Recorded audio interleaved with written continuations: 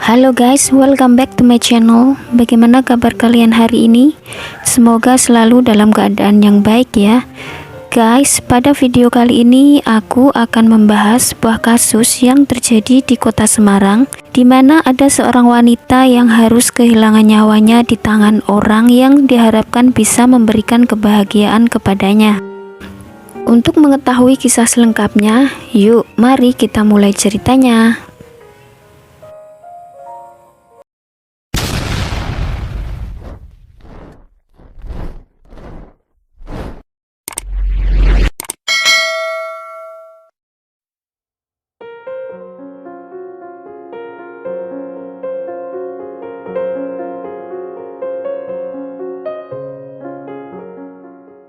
Kota Solo di malam hari begitu dingin, namun dinginnya malam tak menyurutkan anak-anak muda Solo untuk menghabiskan malam dengan berbagai macam aktivitas. Ada salah satu anak muda yang bernama Agung bercengkrama dengan teman-temannya di angkringan yang ada di kota tersebut. Saat asik ngobrol dan menikmati suasana malam hari, datanglah Silvi dengan teman-temannya di angkringan tersebut.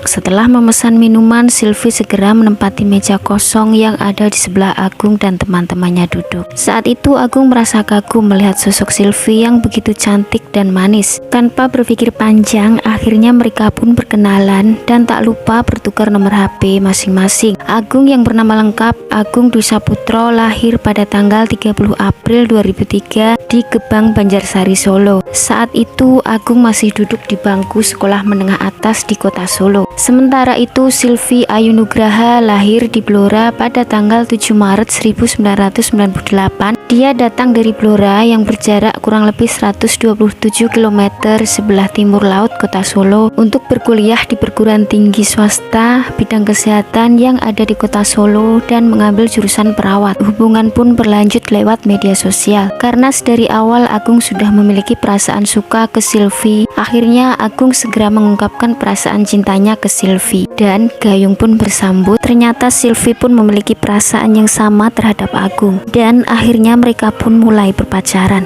Meski sedikit terkendala dengan restu dari orang tua Agung, karena orang tua Agung merasa bahwa perbedaan umur di antara keduanya terlalu jauh, namun hal tersebut tidak menyurutkan kisah kasih kedua sejoli tersebut. Hari berganti, bulan berganti, hubungan mereka pun tetap berjalan harmonis hingga tiba saatnya Agung lulus dari sekolah.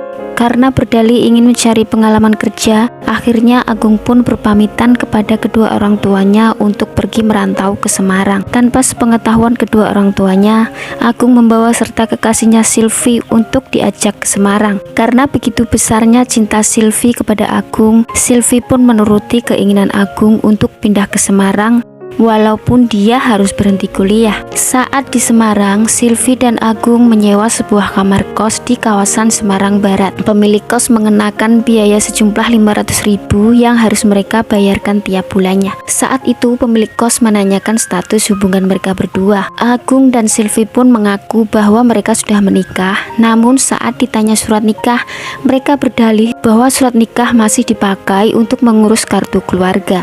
Walaupun sebenarnya pemilik kos sedikit curiga, namun pemilik kos masih memberi kesempatan kepada mereka yang menjanjikan akan menunjukkan surat nikah setelah kartu keluarga selesai diurus. Di Semarang, Agung bekerja sebagai pengepul barang bekas atau tukang rosok tidak jauh dari tempat kosnya. Sementara Silvi berdiam diri di tempat kos. Diketahui sebenarnya Silvi saat itu sedang mengandung anak dari Agung.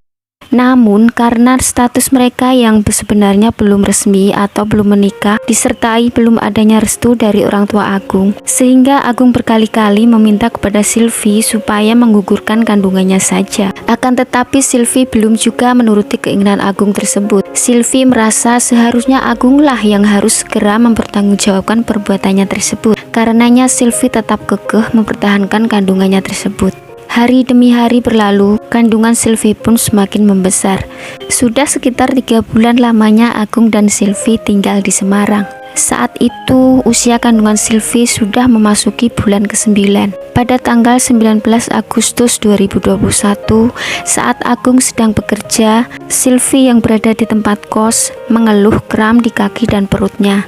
Silvi sempat berjam-jam berada di kamar mandi dari pukul 8 pagi hingga jam 11 siang. Silvi kemudian meminta tolong kepada tetangga kos untuk membopongnya ke kamar.